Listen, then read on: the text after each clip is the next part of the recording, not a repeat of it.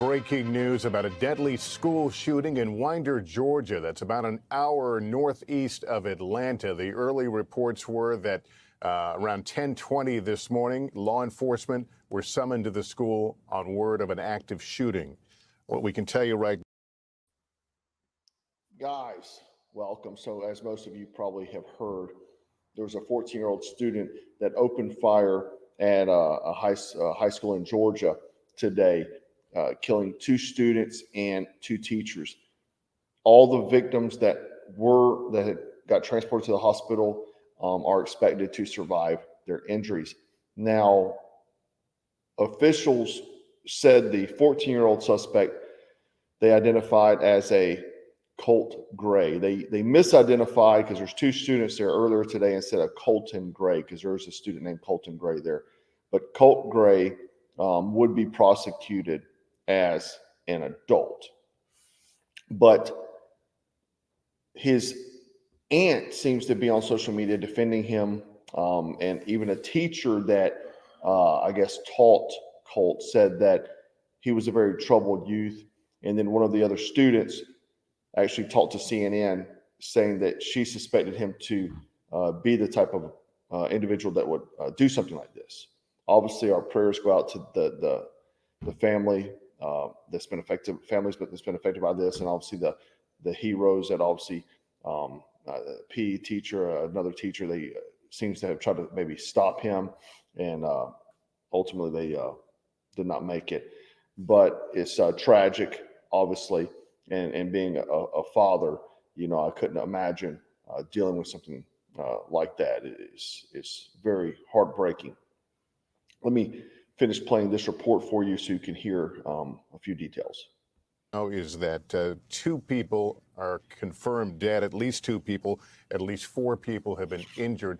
We want to go right now to Morgan Chesky, who's been monitoring the scene there. Morgan, what more? So about maybe 40 minutes ago, GBI came out and did a press release giving the updated information. We'll go ahead and listen to that real quick. So that's part of, again, the ongoing investigation. There is no evidence of a list of schools being targeted. However, there is a lot of evidence that is being recovered and evaluated.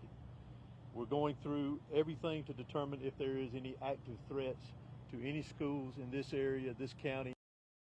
The reason why he's saying that is because earlier today, Appalachia High School received a phone call that warned about the shootings. Now, the high school is at the center of today's mass shooting in Georgia, received earlier phone threat. Now, another school apparently got a phone call as well, and authorities went to that school and decided everything was okay. Now, my problem with this is, why did they not go ahead and evacuate the school if you've got these type of calls? You know what I mean? Or at least be on maybe a higher alert. Maybe they were. Maybe that's why more lives were saved today. But I think maybe an evacuation would have been in order. And that's Monday morning quarterback.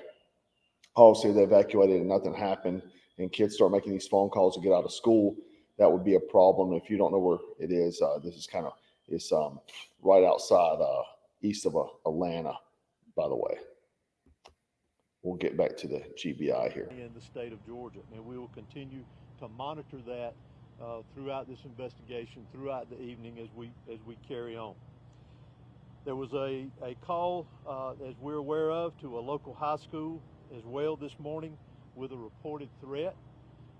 Police responded and investigated and determined that there was no threat after all. There's been reports that a Colton Gray, who is another student here at the school, was involved, or that Colton Gray was involved in this. If you recall from a previous press conference early this afternoon, the individual that we have arrested and will be charged with this, his name is Colt Gray. But there is another student here at the school with a very similar name. We want to ensure everyone that Colton Gray is not involved in this incident. That is the name that I provided you earlier this afternoon. So those reports were inaccurate, if that was passed on to you. I do, however, want to identify the victims of this incident today. Those that. Sorry, I know the audio is low there. I think it's because of the broadcast, how they're picking it up. It was just so low. Now, let's talk about the biggest news of this. It turns out he was on the radar. FBI spoke to him, interviewed him.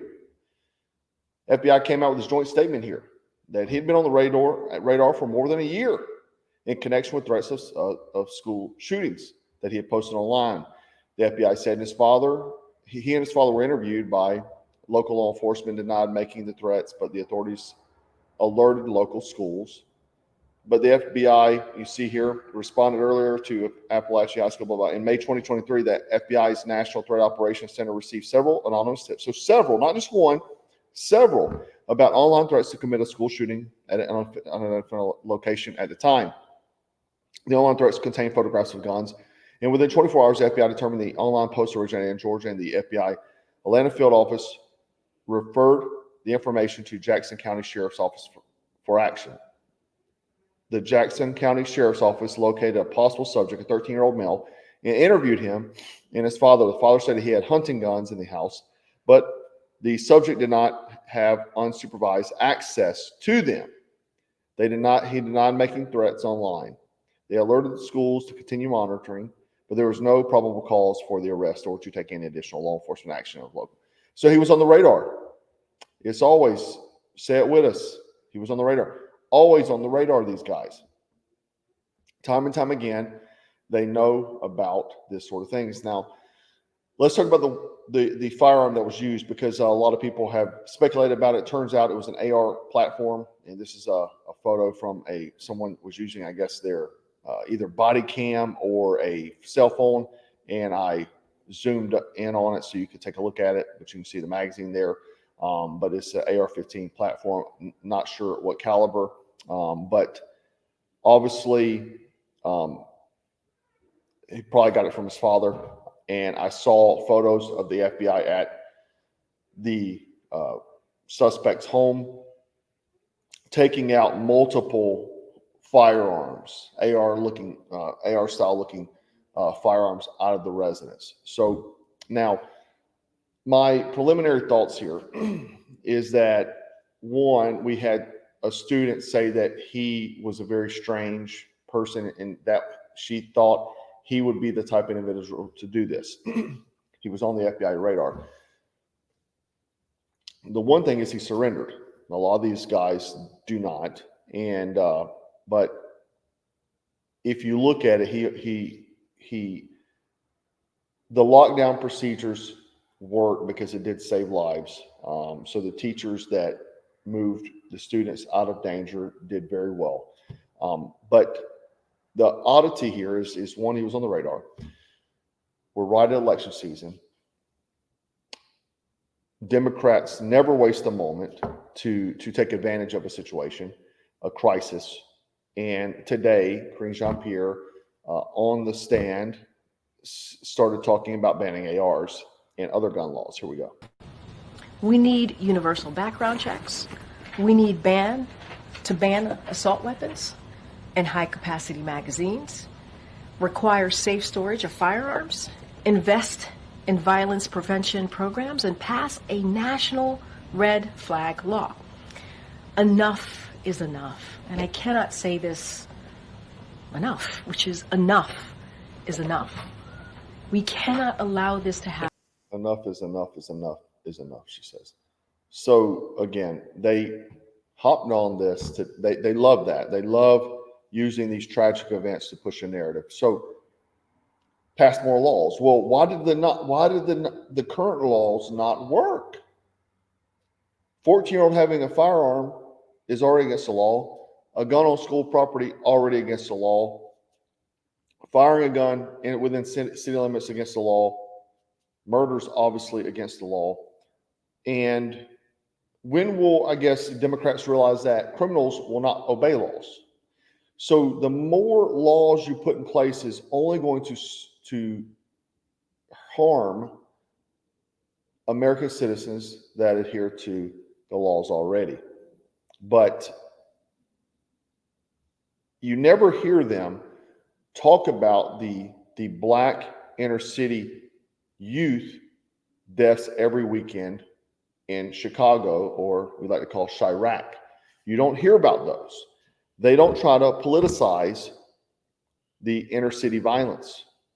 When it's black youth, they don't talk about it. They don't talk about gun violence. They don't talk about any of that. But when it involves a shooting of white kids in schools, it is politicized because they're trying to obviously use this for political advantage. Why do they not try to tackle the tragic events that happen in every week when it's inner city violence? I think that should be very telling to the public.